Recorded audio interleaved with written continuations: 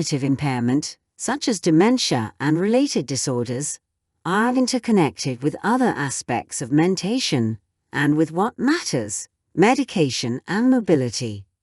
Assess older adults for depression. This is particularly important to identify in individuals who are living with dementia or other cognitive challenges. Educate older adults, including those with mild or moderate dementia, and those who support them about the increased risk of delirium, which can be treated and reversed. When asking an older adult what matters if that person has Alzheimer's disease or another form of dementia, having conversations early and often can help caregivers and the healthcare team know the older person's values and wishes. As dementia progresses, it often becomes harder for the person to express their wishes and goals for care and support. A key goal is to learn about the person's values and needs, and to document them in a place where everyone on the care team and the person's identified caregivers can access the information. That way, other people can understand and support the person's own values and needs.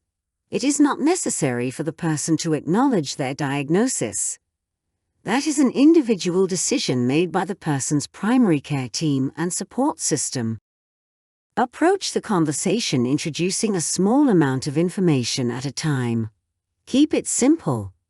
If the person doesn't want to talk, take a pause. Keep the door open for more conversations in the future. The person may or may not remember the previous conversation. In later stage disease, the person often cannot express their wishes. As other designated caregivers begin making decisions on their behalf, it can be helpful for trusted family, friends, or caregivers to think about how the person has lived their life and what values and wishes they expressed in the past. If a memory disturbance is identified, avoid medication that will make cognitive health worse.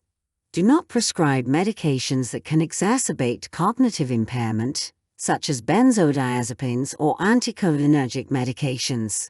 Educate staff in recognizing behavior as a form of communication.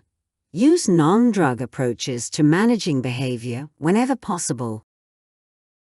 Your care location should have dementia management protocols that include guidance to avoid and minimize use of high-risk medications, support sleep, and support safe mobility.